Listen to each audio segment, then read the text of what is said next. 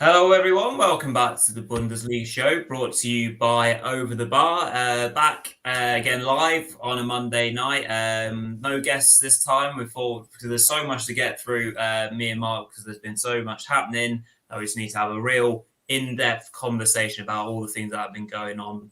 But yeah, it's good to be back live on a Monday night. So I hope everyone is well and is keeping safe from the various COVID variants that are running amok, unfortunately, again.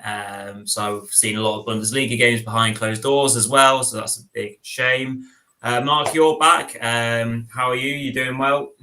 Yeah, it's all good apart from the carnage that's going on with COVID and stuff, But I mean, yeah, it's all good, really. But it's just, let's just hope that the authorities can try and sort at least something out in the next few weeks. Let's hope so. So we're back obviously this evening, Matchday 14 review. So obviously exactly the same structure of the show, but there's going to be an OTB's featured 5. And the games were literally so good this weekend that it was so hard to choose between them, to be honest. So we've gone with 5 games. There are lots of honourable mentions to many of the games that we won't cover. And we've got a talking point to cover, which is pretty topical because it's quite recent news. So obviously, without further delay, let's just get into the show. Obviously, before we do, this season we are, of course, in partnership with Bundesliga Boxes. I'm sporting one of the many scarves that I've got from those brilliant boxes. So they're an authentic mystery German football t-shirt provider. So you can follow them or find them on Twitter, or indeed find them on their website. Probably a bit too late to get your Christmas orders in now, but who knows, you might get lucky. So just go check them out and see if you can get yourself some brilliant merchandise.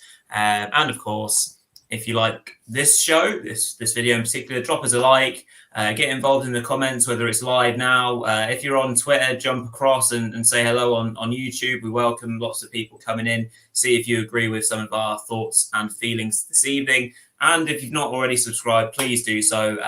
Helps us out a lot and means that you don't miss out on any of the action. So over to you, Mark. Let's go through the scores of the 9 amazing games, and then let's get into the Over the Bars featured 5. Yeah, I mean, we all thought it couldn't get any better than last week. I was saying to Rory that last week's was one of the best Bundesliga weeks I could remember, but I think this week topped it. I mean, I think pretty much everyone would agree with that, really. I mean, this has been an amazing week. Let's have a look at what happened. So we started off on Friday with a bit of a giant killing, really, with Union Berlin beating RB Leipzig 2-1. Then, moving on to Saturday, I mean, 7-1. It's not getting any better for Fürth, is it? They were battered 7-1 by on-form Leverkusen. Hoffenheim continued their great form with a 3-2 win over fellow informed side Frankfurt. Mainz bounced back from their defeat at Stuttgart with a 3-0 hammering of now faltering Wolfsburg. Bochum kept up their great form. They're up into mid-table now with a 3-2 win away in Augsburg. Bielefeld, getting a relatively rare point, I guess, with a 1-1 draw against Köln. Then, it was Der Klassiker, wasn't it? And it, as usual, it didn't disappoint, ending in a 3-2 win for Bayern Munich in Dortmund. Then, moving on to Sunday, and it didn't get any worse, did it? Stuttgart played out a very entertaining 2-2 draw with Hertha Berlin, obviously, who are now under new management, which we'll talk about a little bit more later. And then the last game was just an absolute crazy fest, wasn't it? 6-0 for Freiburg in Gladbach. I mean, what a crazy game that was, I mean, I think I tipped Gladbach to win that game, so it proves what I know, really, but what a weekend of football, We've actually, as a result of there being so many good games this weekend, we thought it was impossible to choose just 4. So we had to increase it to OTB's featured 5 this week. And to be honest with you, we could easily have picked 10. We could have picked 6 or 7 of the fixtures this weekend easily. I mean, we missed some other good games off as well. Yeah, but I mean, where better place to start? We're going to start with Stuttgart's high-scoring 2-2 draw with Hertha Berlin. Yeah, I mean, this game, it started off brilliantly, didn't it, for Stuttgart? I mean, they absolutely flew out of the blocks in this game with Mamouche. It was a crazy situation, really, because, I mean, all of Hertha's players were in the Stuttgart half, which is pretty crazy after, 10 minutes of the game. But literally all of Hertha's players are in the half, and Mamouche sees it. He makes the early run. He's still probably 2-3 meters inside of his own half by the time he receives the ball through on goal.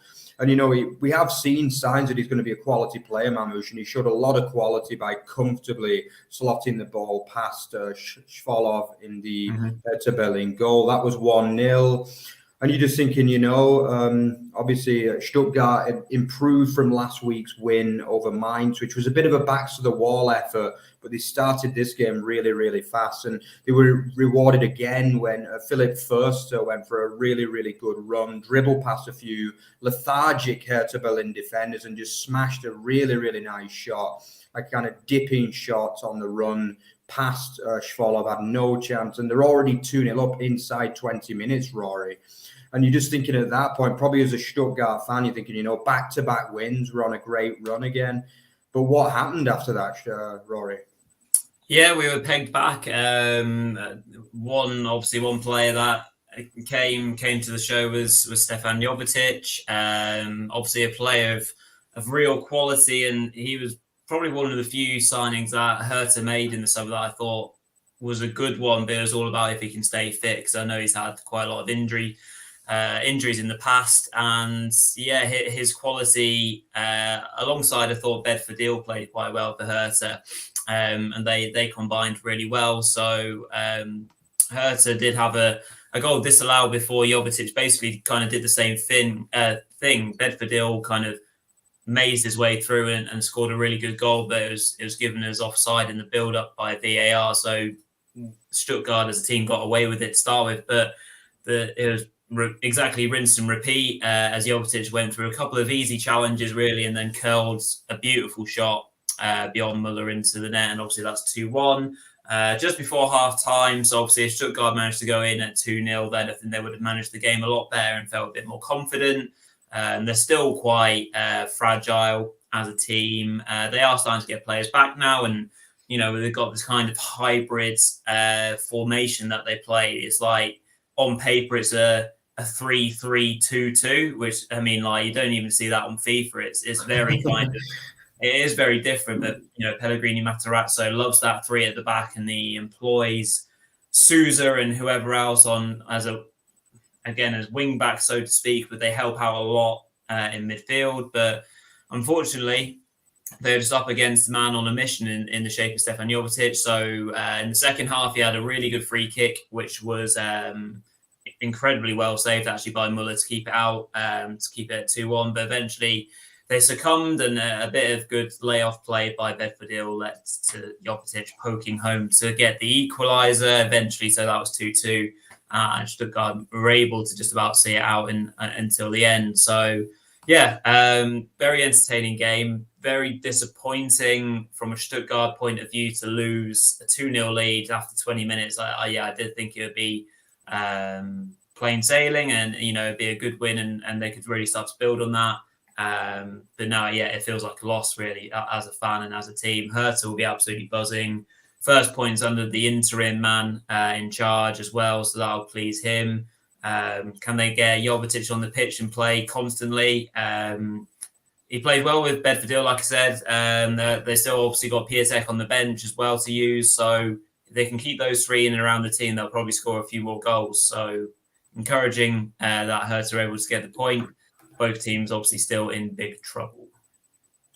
Yeah, obviously you mentioned, you kind of talked over a little bit Korkut as the new Hertha Berlin interim manager. Obviously Pal Dardai was fired on Monday after their disappointing 1-1 draw with Augsburg, where they conceded in about the 98th minute or something in that game. My personal opinion is I'm not really surprised that Dardai's gone, to be honest. Obviously he did a good effort keeping them up at the back end of last season, but overall he didn't look to have the tactical nous from what I can see. And the other problem is with Dardai, he always seemed to be getting in conflicts with his players, and he just, I don't know, he was too emotional on the touchline at times, Yeah. And to be honest with you, I don't think it's really bad. Obviously the guy, he has a big association with the club, having managed them between 2015 and 2019, which is quite a long spell, really. But a lot of that period was like kind of mediocrity, really. And I think he was originally sacked because the fans were a little bit tired of that mediocrity. But they brought in some more high-profile names, and it didn't really work out for them. Then obviously they come back to him to keep them in the division the end of last season. But I do believe it is time for them to, to move on to someone else. But I mean, obviously Korkut brought in as a interim. I mean, he doesn't have the best record. I did look at his record and I thought, is this another dodgy one? But I've got to be honest, I thought he was good in this game. I mean, he could easily have let his troops fall apart really after going 2-0 down early on. But I thought after 2-0, they were really, really good in this game. And I thought the disallowed goal was very unlucky. I thought it was a bit of a joke, to be honest, that it was disallowed, really. But I mean, then to show character, even after that disallowed goal and still get a point, I think fair play to them. And this was their best performance probably in 4 or 5 weeks, I would say, in all honesty. And I think there's signs that both sides are going to be getting onto a better time. I mean, for Stuttgart, it's 4 points in 2 games now. Mm-hmm. I mean, they will be disappointed they didn't get over the line in this game after being 2-0 up against a side that looked in disarray really at the time. But I think all said and done, both will be relatively happy with the points in this game.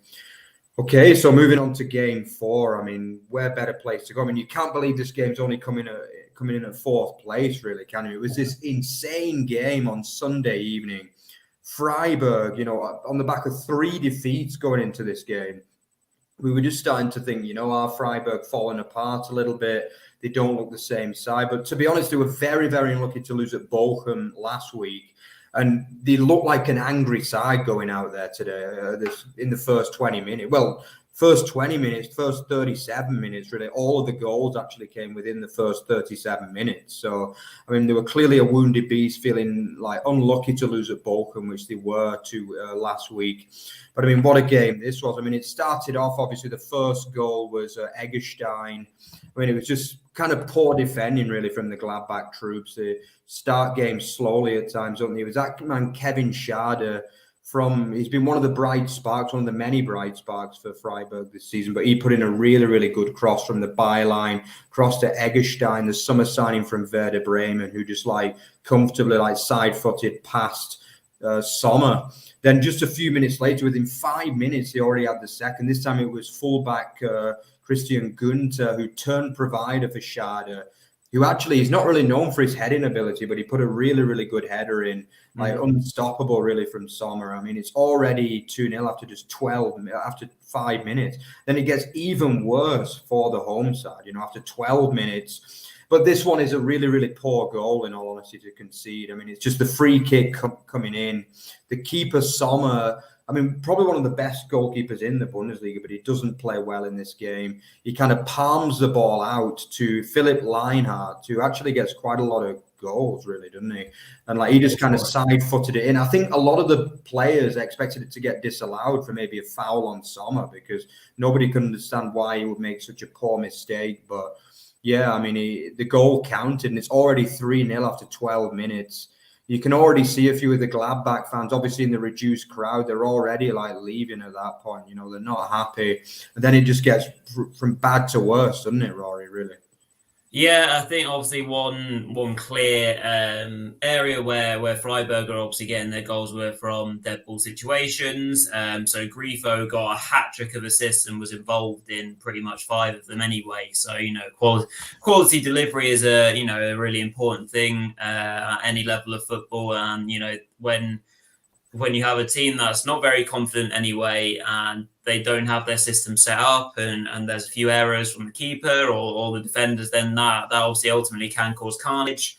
Wouldn't expect to see it at this level of football, though, in terms of within 30 minutes or so. That really was crazy to see happen. And Freiburg, they just made the most of a good situation. They just latched onto it, and that's a real sign of the improvements that they've made as a team, maybe in the last 12 months or less, is the fact that they showed a real ruthless streak. And if you look at it on paper from the outside of the league, you know a Gladbach name, you don't really know Freiburg as well, and you think on paper you think that Gladbach would be the favourites for that game, but right now you can't say that the underdogs won, because Freiburg are just a better team than Gladbach is. it is that as simple as that, really. And they were ruthless. They got the game won, and obviously nothing really happened in the second half to Gladbach's, well, fortune, I guess, because it could have been even more scary if Freiburg wanted more. I think Freiburg also realised that they could now rest players and just go again in the next game. Game was already won, wasn't it? So yeah, really impressive. They've got a great setup, Freiburg, and they're getting goals from everywhere as well. So Lienhardt, Hoffler, Holler, Schlotterbeck, defenders getting goals, Grifo providing assists. I think Eggestein getting the goal is really important because I thought he was a really smart signing actually from Werder. He's now starting to come good for them as well. So yeah, all systems go over at Freiburg, and they've recovered from not a wobble, but they're now back into the Champions League positions, and they're looking really, really strong. And yeah, defensively, it's not something we saw in this game because they didn't need to defend really because they had already won. But they're so strong at the back. That's been a crucial part of their season. Gladbach, just a mess. Defensively, all over the shop. Sommer didn't cover himself in glory in many of the involvements of goals. I mean, next head on the chopping block has got to be that man Adi Hutter. Is he going to keep his job? Apparently he is. Certainly for now. It's just a bit of a mess, unfortunately, Gladbach. And refer back to what one of our guests said last week, actually, and brilliant Travis from VfB Stuttgart Americana said that he is not really sure that Gladbach have recovered since Marco Rosa left and the debacle around that. And I mean, he's got a very good point because right now they've shipped 10 goals in 2 games and they need to improve drastically. Yeah, you're absolutely right. I mean, the thing with them is that it must be a bit awkward if you're in the position of the Gladbach board, because sometimes when they play against a better team, well, I'd say the better teams, like the bigger names, let's just say, okay, yeah, like they turn up for those games. I mean, obviously it was only a month or so ago that they were battering Bayern Munich 5-0 in the cup. Yeah, true. Like, let's not forget that one. They also turned Dortmund over comfortably as well. I mean, it was only 1-0, but they could have won that game easy. And they also got a draw against Bayern on the opening day, and they were unlucky not to win that one too. So, and I think they won at Wolfsburg. They've had a lot of good wins against sides that you'd expect to be up there in the table, but I mean, I just don't know what happens to them against. I mean, obviously Freiburg they're third in the fourth in the table for no reason, for a reason. Freiburg, I mean, this was always going to be a hard game for Gladbach on paper and in reality, but. I mean, it must be hard for them because they must be thinking, well, we can play so well against Bayern or Dortmund, but what happens to us against your Freiburgs and your Union Berlins and the like, because they just don't do enough in those kind of games. And it's like, there clearly is a good squad there at Gladbach, but it's just, they seem to be one of those teams kind of similar to Hertha in some ways, where you just don't know what direction they've got really at the club. I mean, what are they aiming for? Are they aiming for a mid-table finish, a European finish? It's just like, I don't know at times. And guys like Thuram have also got to take a long, hard look at themselves at the minute because they've not been like, imagine how good he was the season before in the first half of last season. I mean, what's happened to him? That in 2021 has been a catastrophic year for Thuram, that's for sure. I mean, he was being linked with PSG and Juventus at one time, and now he can barely get on Gladbach's team, let's be honest. So, I mean, guys like him have got to be taking a long, hard look at themselves, really, because it's just not been good enough since Adi Hutter came in, and that's for sure. Okay, yeah. Right, let's just quickly field a couple of questions that have come in before we go on to games 3, 2, and 1, because these games may or may not feature. So first from Gary, obviously, good evening, Gary. Hope you're doing well. He has asked, do you feel the 1-1 draw for Bielefeld versus Köln is a good point or a missed opportunity? I really worry for Bielefeld this season. So I'll throw that over to you, Mark. Good point or a missed opportunity? Yeah, I think you probably have to say a missed opportunity, really. I think Cologne are a good team, but they are one of the teams that teams like Bielefeld have to be beaten at home, really, if they want to stay up, especially in the position they're in. because, before kickoff, they were 4 points adrift. Now they're only 3 points adrift, which we'll come to more a bit later. But it's still not a good position to be in, really, to be adrift at the bottom. I mean, in one context, yeah, point is good because it means that they're within one result of safety again now, technically, well, or at least within that third bottom place, which is like the playoff, Yeah. But I mean, at the same time, I mean, how many games really have they got a chance of winning this season, Bielefeld, And I mean, at the end of the day, Köln do blow hot and cold a little bit. And yeah, I think I would probably err more on the side that they needed to win this game, really. To be honest, I think they've only won one game out of 14, and you need to get wins from somewhere, Yeah, I agree in terms of the timing of things. Obviously, the wins need to come soon, but I actually thought it was quite a good point for them, and especially going one down, I think they showed a lot of heart and fire, which they always do.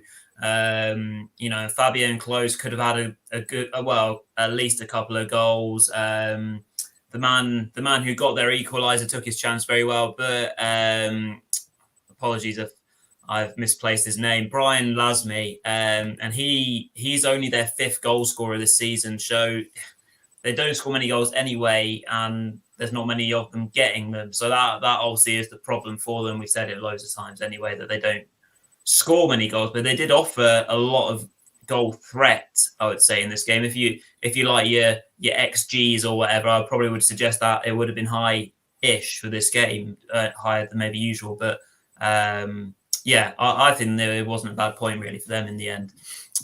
But anyway, thank you, Gary, for your question. Hopefully Bielefeld will survive, but not, of course, at the misfortune of Stuttgart, because I love Stuttgart too much. Anyway, over to Dan's question that's come in. So Dan, hope you're doing well as well.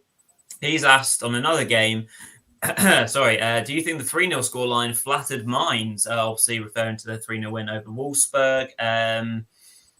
Mark, what do you reckon? Did it flatter them? I think when we were talking on the show, obviously regarding Stuttgart beating Mainz, I said I'm sure that Mainz will bounce back very soon, and lo and behold, they did. So it wasn't a shock to me.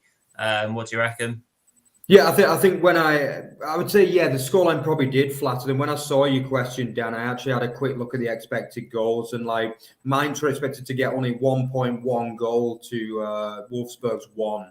But I mean, obviously, expected goals only tell you part of the story. At the end of the day, if you're Wolfsburg and you're giving Mainz a 2-goal lead inside 5 minutes, you're asking for trouble, because Mainz, for me, are one of the best defensive sides in the Bundesliga. And I think when you can give them that luxury of knowing that they can just take it easy and be a little bit more cautious, which they were for the rest of the game, I think you're asking for trouble against a side like Mainz, and I think it was poor game management for Wolfsburg to start off the game so slowly, and I think really they deserved to lose. But yeah, I'd say 3-0 probably, you can't argue that it probably flattered them a little bit, Yeah. Well, it was a big win for them. Good that they bounced back. Two teams that are now starting, have kind of switched around a little bit, because if you look at the table, Mainz have scored 20 and only conceded 14, whereas Wolfsburg have scored 15 and conceded 20. So it's a bit of a kind of flip reverse of what the fortunes are regarding both teams, and how you'd expect that really solid base of Wolfsburg to be the team that's only conceded 14 goals, because they were so good last season at doing that, shutting out teams and getting those wins, but it's gone missing this season. So I think one of the problems for Wolfsburg has been Lacroix. His performance has plummeted, basically. Do you know what I mean? I think he's been extremely poor this season, Lacroix. And I think he's had 2 red cards. He's given 2 penalties away and scored an own goal, I think, already this season. It's just the season just not kicked off for him. I mean, also for Casteels. I mean, I know he missed the last couple of games through COVID, but I mean, he's not been the same level as what he was the season before, that's for sure. Agreed. A couple more questions, so we'll just fire through these as well. Obviously, as we want to prioritize you guys and make sure we answer your questions. So, Steve, again, thank you very much for joining us. So your question is, what is the lowest records points finish in the Bundesliga, and do you think that Greuther Fürth will beat it? So this is actually something we covered on one of our shows probably about a month ago, give or take, and it was basically, will Greuther Fürth beat the lowest points record in the Bundesliga? And we kind of went around me and Mark, and I think it was the week that we had Moritz on the show, and we kind of all said our our piece on it. I can't remember exactly what everyone said. I'm pretty sure I said that they won't beat it. I think, was it 11 points, the lowest? 10. It was 10. Right, okay. And that was set by, of course, the famous Tasmania Berlin, who obviously came up to the Bundesliga and weren't very successful. So right now, I'm sticking with my guns. I can't see them beating it. Mark, quickly, what do you reckon? Yeah, I think I said at the time they beat it by 1 point, so I said they'd get 11. But I mean, it's just not getting better. And defensively, they're absolutely I was actually talking to someone who's a Fürth fan about their fortunes at the minute, and he said that they did lose a few players from last season. Like, they had a few good loanees and a few good guys in there, and also they've got injuries at the minute, especially defensively, and it shows, to be honest, because some of the goals they're conceding are just amateur, basically. And I think unless they can sort out the defense and maybe even work a little bit harder at times, I just can't see them breaking it at the minute. Yeah, Leverkusen didn't really have to work incredibly hard for many of their 7 goals, did they? Righty-ho. Chris has asked, are we going to do another show with 2 Bundesliga or Zweite Bundesliga podcast, as Chris enjoyed that show. So to answer it simply, Chris, yes, we will do. We absolutely love doing that show with the Zweite Bundesliga podcast guys. So yeah, with Ava and Matthew. So that's on our list. We're not entirely sure when we're going to do it. If we can fit one in the next month or so and kind of do a halfway report, then we will. But if not, we'll definitely do one before the end of the season to have a look at the teams that might be coming up, because it's another really exciting title race in the Zweite Bundesliga. Mark's team have got a penny in the race as well, and of course. So fingers crossed for Nuremberg, and fingers crossed to see some more new teams in the Bundesliga, because it really keeps a real refreshed look to the league. So absolutely, yes, we will do that. And John, evening to you, John. Just very quickly, glad that you're enjoying the show. And yes, the Derby Day dive-ins are coming, and they're coming this month. So keep your eyes peeled for them. Obviously, we'll put it out on Twitter when they'll come out. Again, probably in around the winter break to make sure that we've got things going on. So yeah, we're going to be doing at least 2 or 3 of them will come out in the next month or so. And then, we'll try and get through as much as possible. But yeah, we really enjoy doing them, particularly looking back at the history in behind those rivalries, particularly the Derby diving. So glad you enjoy those, and there'll be a good few coming your way very soon. So I think that fends off all the questions for now. So if any more come in, we'll go over to them. So Mark, back over to you, and let's continue the countdown. Yeah, so let's swiftly move on to game number 3. I mean, this was billed as a relegation dogfight, but I'm not sure really whether you can call Bochum relegation fighters at the minute with the way they're playing. I mean, they're up to 10th at the moment. I think they're only a point away from the top half. I mean, what a season they're having.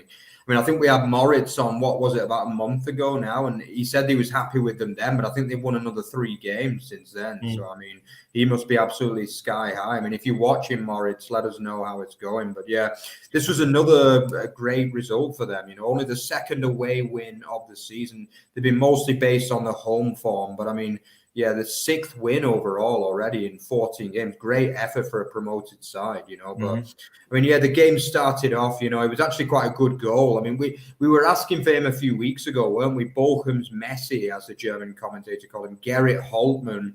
Yeah, he had a really good game in this match, and he turned supplier for the first goal with a really, really nice ball through to that man, Sebastian Polter. I mean, he's had a bit of stick, to be honest, for a lot of his performances early on in the season. But the last couple of games, he's showing that maybe he is a good replacement for Simon Zoller, who obviously got that horrible ACL injury when he was on form. That was for 1-0. Then, yeah, I mean, the second goal as well was a little bit, it was a poor clearance from a corner, but a brilliant finish from that man, the Bochum Messi, Gerrit Holtmann. I mean, what a finish this was. It was like kind of bouncing down, and he just side-footed it, like curled it round the keeper and in for 2-0. And I mean, what a start. And then, again, it got even better before before long as well for Bochum. They went 3-0 up, didn't they, through this Sebastian Polter header straight from Eduard Leuven, former Nuremberg guy, by the way, his corner. And it's already 3-0 at half time, isn't it, for Bochum? But then, let's be honest, the second half, Rory, showed that Bochum aren't quite the finished article yet. No, far from. I think it would have been, silly to assume that Augsburg were just going to give up, because I think one thing that we've seen from them, characteristically, is that they don't always, they don't throw in the towel, and they do, they scrap through games, and that's often why they've picked up so many big results, obviously including the win over Bayern in the last few weeks. So they came back into it, like Caliguri was leading the fight back. Gregorisic as well came on as a sub, actually. So he had a good impact on the game. So I think they got back into it again from a set piece. Obviously lots of set piece goals in this game. And when it went to 3-1, about 60 seconds later, another substitute, Movorek, skied a chance from inside the box, which was really good work. I think it was Ruben Vargas, actually, who managed to cut the ball back. And if he scores that 3-2, and that was only on about 56-7 minutes, I think, around about there. So lots of time to go.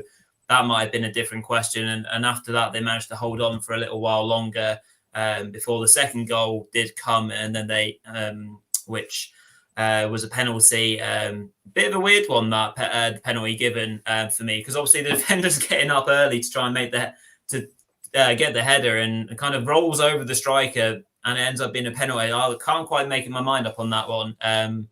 I don't know what you thought about that, Mark, but obviously it led to their second goal. I think it's one of them. I think if it was in the Premier League, maybe they wouldn't have given it, but in the Bundesliga, I think it is a penalty ultimately. Yeah. I think, it's he did go over the top, and he kind of knocked him over as he was about to get the ball, I guess. But it was a strange situation. He kind of jumped too high. That was his problem, basically. Yeah, it was a bit of a strange one. But they held out really well.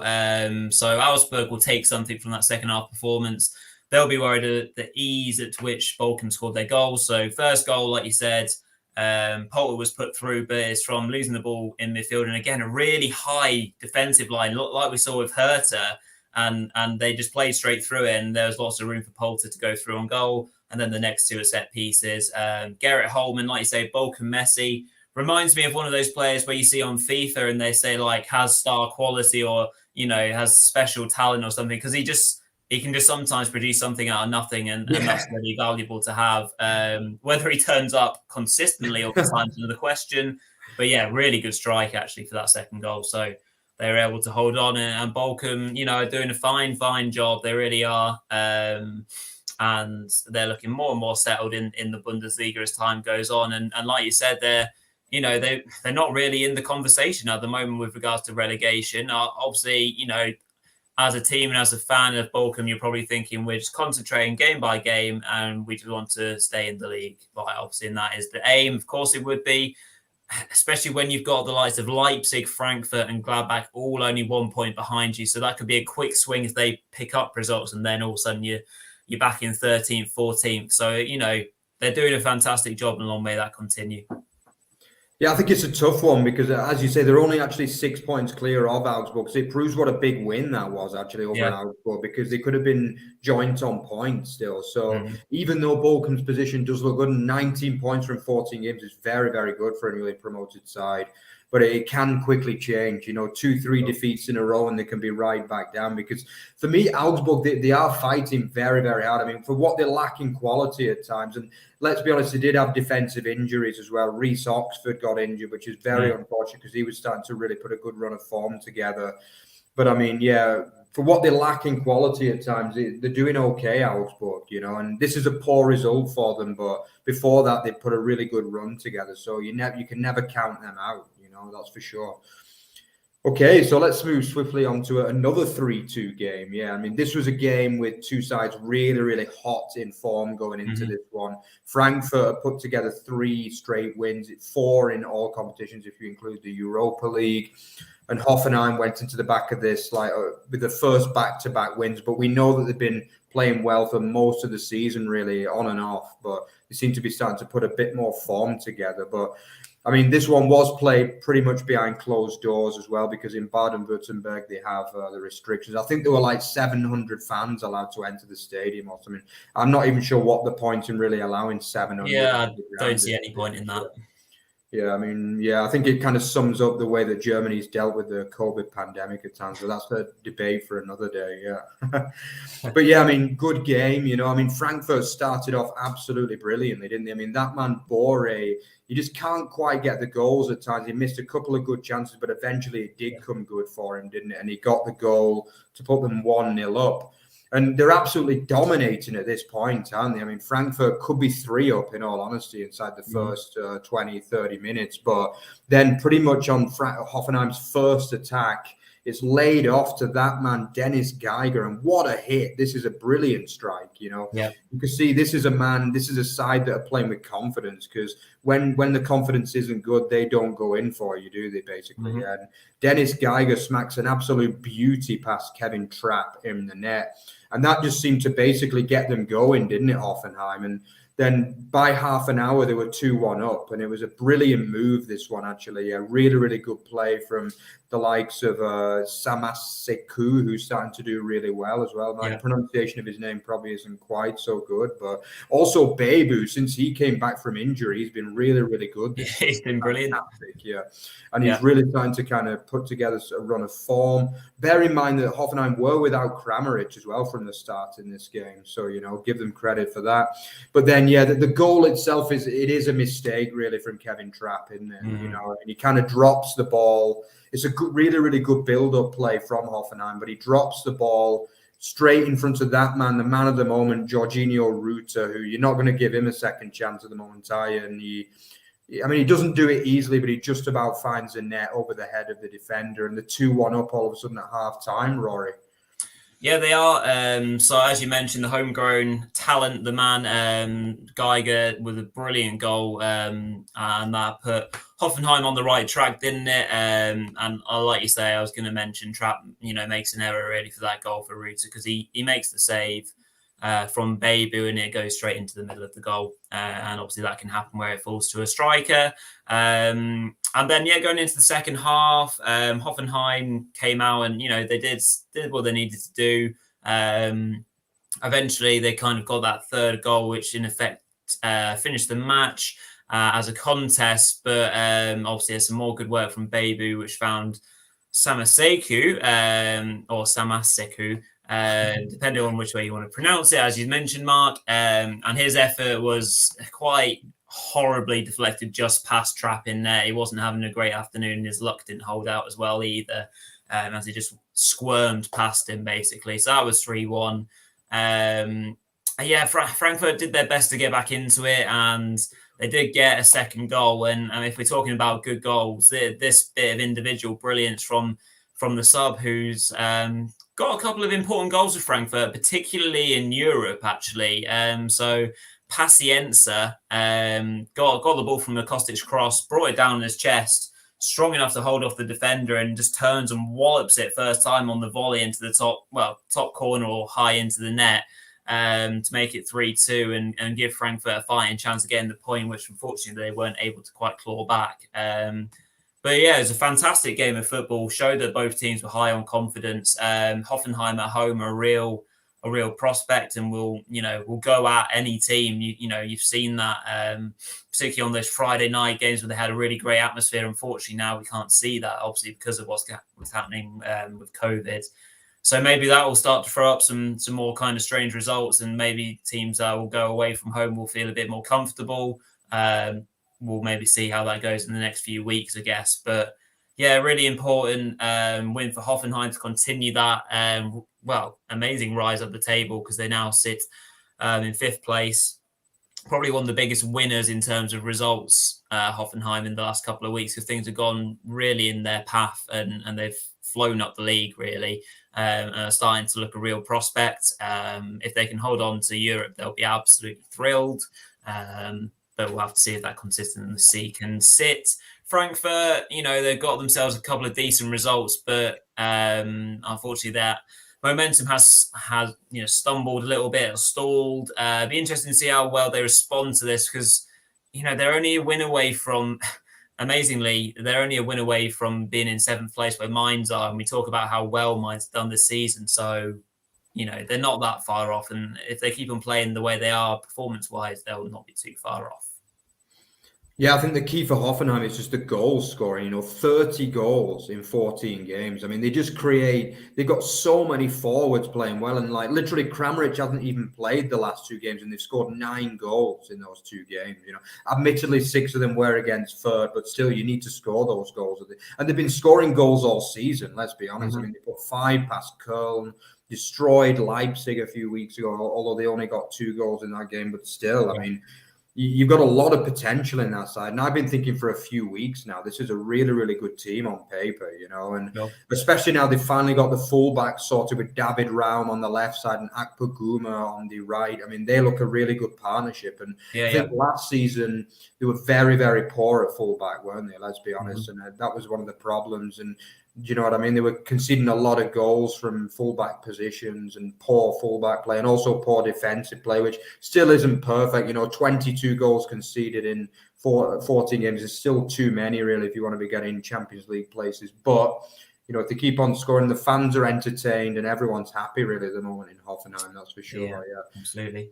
Just before we go on to game 1 of the countdown, Dan, just to answer your questions, really like your suggestion actually about doing a video on the most unpopular clubs in Germany, including possibly RB Leipzig and co. So we can see if we can work something up and kind of delve into the history of why these teams are so hated or not so popular.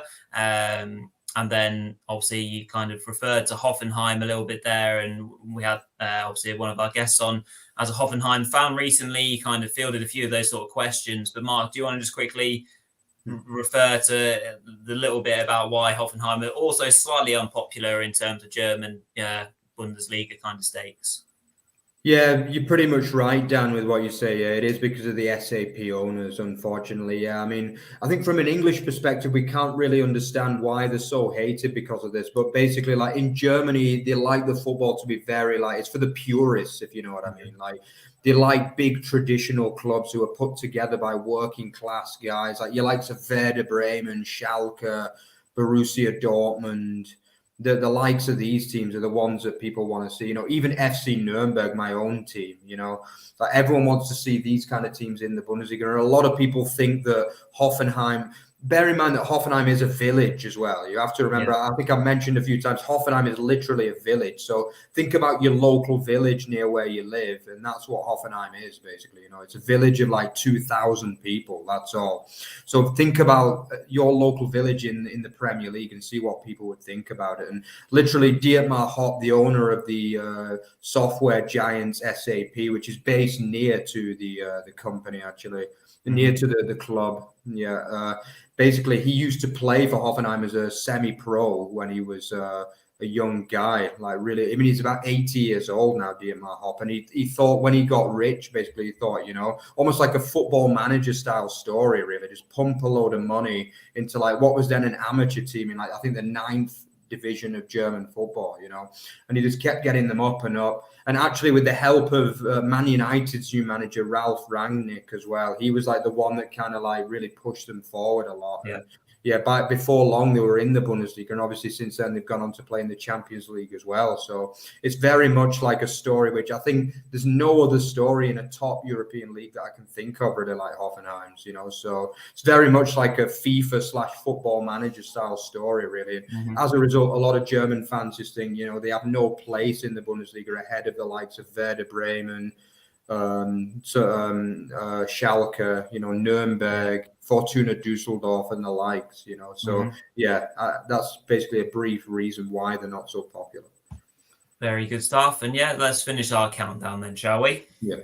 Okay, yeah. So, I mean, no better place to finish. I mean, it was always going to win this week, wasn't it? Let's be honest. I mean, it was the first Der Klassiker of the season, which ended in a 3-2 win for Bayern Munich in Dortmund. I mean, but that doesn't really tell half the story, let's be honest. I mean, the game started off absolutely brilliantly for BVB, who obviously came in on the back of 6 straight defeats to Bayern in all competitions. They were hoping to end that. They went in the game 1-0. Sorry, they went into the game only 1 point behind Bayern, so they knew that a win would have taken them above Bayern, and they probably have been happy with a draw, let's be honest, before the start, really. Julian Brandt, he's been criticised a little bit, hasn't he? But he scored a really, really good opening goal. He kind of skinned the defender and bent a beautiful shot around Neuer for 1-0. And you know what I mean? They start off really, really well. They're pressing Bayern heavily. Bayern are struggling to get a foothold. But then it's that man, isn't it? A man that I've criticised a lot over the time we've been doing this show. It's that man, Emre Can, I should say. Yeah, it's Emre Can, as they call him here in Germany, and the correct way of pronouncing his name. But he played a horrible pass, didn't he, basically, across to Thomas Müller, who then kind of like just played the ball through to Lewandowski, who beautifully side-footed in past Kobel, who went on to have a really good game, by the way, Kobel. But yeah, for 1-1, the man who should have won Ballon d'Or, let's be honest. Yeah, we should have as far as I'm concerned, I don't care what anyone says, but we should have a Bundesliga Ballon d'Or. But yeah, he scores past his former club for 1-1. Then, I mean, the most of the first half is just complete dominance, really, by have gone in ahead before they actually did, really, I would say. Sorry, you just cut up a little bit there, Mark. Oh, yeah, sorry. Yeah. No, I was just saying, I think Bayern just completely dominated the rest of the first half, and I think they should have gone ahead before they did, really. Yeah, agreed. Yeah, I think I didn't really see much of Haaland, obviously, other than I think he had one chance where he kind of just put it past the post. And other than that, it was very much Bayern who got on the front foot. I think, yeah, there's lots of unfortunate mistakes again from this Dortmund team, which led to goals, and we kind of refer to it as saying that if Dortmund play well, they'll have a chance, they'll score goals, of course they will, but they have to play a perfect game in the fact that their defense has to be on form. They have to block everything, they have to clear everything, but instead they passed it into Thomas Müller on the halfway line, or they smashed clearances into each other's stomachs, which happened for the second goal. So Guerrero from across just hammers it into Hummels, and it bounces kindly eventually for Koeman, and he sticks it in to make it 2-1. And that's obviously half time. I kind of remember saying this last season and said it a lot of times, referring to Bayern. In fact, in the big games, they often get goals at the right time. And, lo and behold, again, they go in 2-1 up. And I know Dortmund got the equaliser quite soon in the second half, but still for me, that mental kind of thing about them always being able to do it at the right time. And obviously, lo and behold, they did that. And again, some poor defending actually led to the Dortmund equaliser. I think it was Upamecano who didn't clear his lines properly. And it fell to Bellingham, who set up his mate, Mr. Erling Haaland, who had another say in a big game. Lovely curling effort past Neuer, was never getting anywhere near it, which made it 2-2.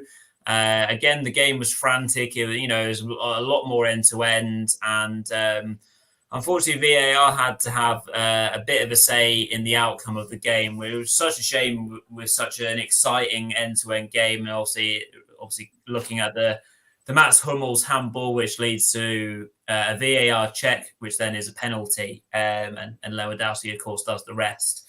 And that ends up being the match-winning contribution. A real kind of displeasure in the Dortmund ranks. I think obviously Marco Rose got sent off with 2 yellow cards as a manager. I don't know how you do that, but just by obviously voicing his frustrations, he got sent off towards the end. And the result, had a real bad taste in the mouth, particularly for a Dortmund team who felt scorned by VAR and probably scorned by their own defenders' performances, I guess.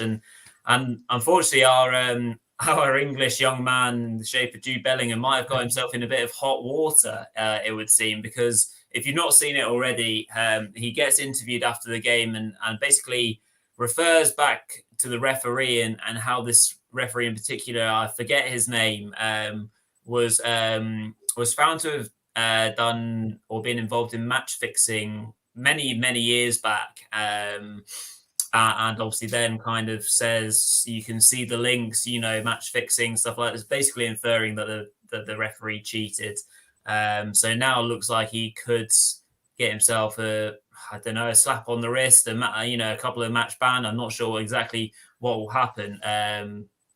So you might know more than me, Mark, in terms of how the Bundesliga might approach this sort of kind of behaviour from Bellingham and whether he might be in a bit of trouble. Yeah, I think at the moment there's like talk from both ways. Some people are saying like he's still a very young guy and he should be let off, But I mean, also, yeah, I would imagine he will get some kind of punishment, but it's unclear what it's going to be at the moment. I think in England, they come down harder usually on those kind of things than they do probably in Germany. I think in Germany, they might give him the benefit of the doubt because he's a young guy and he's annoyed, But the way he said it, you've got to remember it as well. He doesn't speak German, so it might not come across quite as badly in the German press. Although most Germans do speak a good level of English in most cases, yeah. So I guess. But I mean, that might save him possibly a little bit. But I would imagine he might just get a fine or something like that. I think, yeah. But to be honest, from his point of view, I'm not really sure he's got a leg to stand on, though. To be honest, because I think it was a penalty. Actually, I really do. I read a lot of report. I didn't watch this game live, unfortunately, because I was otherwise engaged. But I mean, I thought when I first read it, I thought it was going to be one of those joke handballs where he's not even looking at the ball and he gives a penalty, but he's not. He's looking right at the ball, basically, and he deflects the ball out with his elbow. For me, it's just yet more poor defending from Mats Hummels, who is a player for me who's just not quite good enough for this level anymore, I'm afraid. It's, I mean, he had another poor game for me, Hummels, which he always seems to do against Bayern nowadays, doesn't he? Yeah. And I think him and Emre Can just cost them the game, basically. I mean, as Rory said, you can't be giving all 3 goals would have been easily avoided in this game for Bayern. Yeah. You can't. I mean, although I do think Bayern were probably the better team throughout it, but Kobel had a really good game. He made some really good saves, but you can't be giving goals away like that. It's just too poor. And Dortmund, despite scoring 2 really, really good goals, ultimately end up losing the game, and it's just disappointing, really. But yeah, absolutely. Well, obviously, we're taking a bit more time than we usually would because it was such a big weekend in the Bundesliga. Yeah. We've done some question answering as well. So let's move on to the Bundesliga Boxes talking point of the week. And yeah, we're going topical this week as it's kind of fresh news, basically, in the fact that Jesse Marsh has lost his job at RB Leipzig. So what went wrong, and who or what can save RB Leipzig's season? So yeah, at the moment RB Leipzig sitting in, I think they're sitting in 11th place. Yeah, 11th place with 18 points. 6 losses, 3 draws. So the 3 losses on the bounce was too much, and as a result, Jesse Marsh lost his job. Firstly, then, Mark, I'll ask this to you, and then we can kind of bounce it off each other. What do you reckon was wrong with the appointment of Jesse Marsh? Just not enough experience, or? Yeah, I think that was one of the main things. Yeah, obviously his main experience, he was New York Red Bulls manager, and then obviously he kind of continued his career in the Red Bull, society, so to speak. Obviously going to Salzburg. I mean, I think his dad is German actually, so he does speak pretty decent German. Not like perfect, but he's got he can do match interviews and things in German. So, he's got that under his belt. But I mean, let's be honest. I mean, the American League and the Austrian Bundesliga, I mean, are nowhere near the level of the German Bundesliga, Yeah. And I just think, it could have been a level of he just wasn't used to this level of football. Also, I think the fact that he lost key players too, Sabitzer was he was their talisman one. He was their key midfielder. And obviously Upamecano, who was probably the best defender in the Bundesliga last year, or at least in the top 2 or 3 defenders in the Bundesliga. Obviously they've lost them. Leipzig lost their entire backroom staff to Bayern as well. So they didn't have anyone really in there to kind of guide Jesse Marsh through it. He brought his backroom staff from Salzburg. And I just think, to be honest, on paper, I thought they made good signings. I was actually quite happy with their signings on paper. They brought in a few interesting players like Gvardiol from Zagreb, who had a good Euros. I thought Andre Silva, I think both of us said he was going to be the big sign of the season, but the guy has just been shocking, basically. He's been so poor. I watched the game that they played against Union the other week, and he missed a great chance at 2-1, and he's just not playing well enough, and managers rely on the best strikers really to pull them through games, and he's not done that often enough. But I think also tactically, the likes of Angelino haven't been as good this season. He's not getting the most out of his fullbacks, which is something that Nagelsmann did really, really well last season and pretty much during his entire spell in Leipzig. So, yeah, there's been a number of reasons, really, I think. Yeah, I think lots of good points you made there. Been very inconsistent. They've been terrible on the road. They've not won away all season in any of their 7 away games so far. I think, as you mentioned, losing Nagelsmann was a huge blow, but losing the entire kind of backroom staff and losing that, kind of experience, it was, particularly devastating for them. Weird one to ask, though. Obviously, without Nkunku's good form, I'd hate to think where they'd be really in the league and in the Champions League. He has completely carried them. Yeah. One statistic that stood out to me under Marsh's reign as well was there was 40 lineup changes so far this season. So that's in the space of 14 games. So on average, it's probably well over 3 changes a game from match week to match week. So obviously there was never a settled team. Naturally speaking, there will be injuries that mean that you have to change the team a little bit. But that just screams to me that he didn't know his best team, really. And he had to, with the fact that, as you mentioned, Andre Silva hasn't really worked out. He's had to change his front line a lot, the formation around him as well. Szoboszlai has come in and out of the team. Forsberg. Obviously, like I said, the one consistent player has been Nkunku. So, very unfortunate thing to see a manager lose his job after not many games, especially someone who's fresh to the Bundesliga and would have had a real ambition to do well with the club. I think that's probably a good few reasons why it maybe didn't happen for him.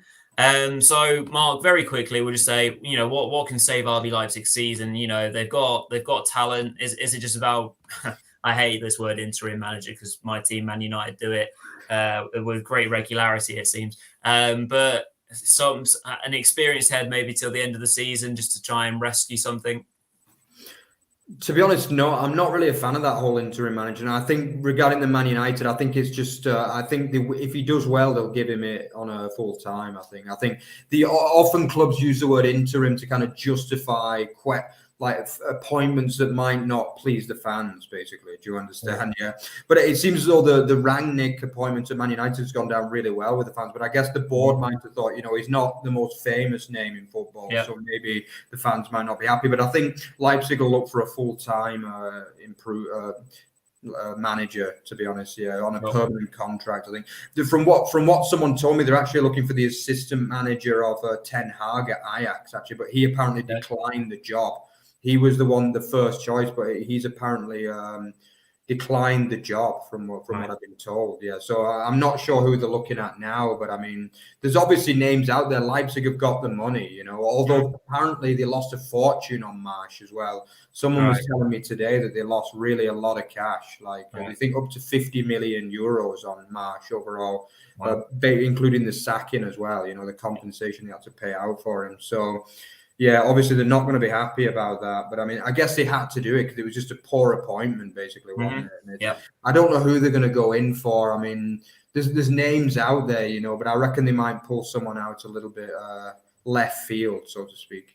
Interesting. Well, the left field appointment was basically, I say left field appointment because not many people had heard of Marsh, but he, like you said, he was brought through the RB Academy, so to speak, through the American team. And then through Salzburg and then into Leipzig in kind of natural progression, but sometimes that just doesn't work out. But anyway, that's a good place to leave it. Been a brilliant show, lots and lots of things to cover. Thanks everyone for your questions. Really enjoyable show to do tonight. The Bundesliga, just always something to talk about, always something going on. So really enjoyable show again. So Mark, let's close up the show. Yeah, for sure. Yeah. So yeah, if you enjoyed what you saw, follow our Twitter stream as well at Over the Bar FE and at Over the Bar Extra. We got loads of stuff coming out on there. Also, our shows also go out live on Twitter as well nowadays. So yeah, you can watch us on there. But yeah, remember it would also help if you kind of like subscribe to the YouTube as well, because that kind of helps our algorithm and things like that. So yeah, remember to like, comment, and subscribe on our stuff. And also, yeah, of course, visit the main website, which is otbfootball.net, which has got just about everything that we produce here. Also articles. Remember to check out the League One and League Two show as well, because that's always good. I think League One is every Wednesday and League Two is every Thursday. Yeah, and I guess we will see you again on Thursday for the predictions and fantasy football ahead of week 15. So yeah, thanks a lot for joining us, guys. It's been a great show. See you next time. Cheers all.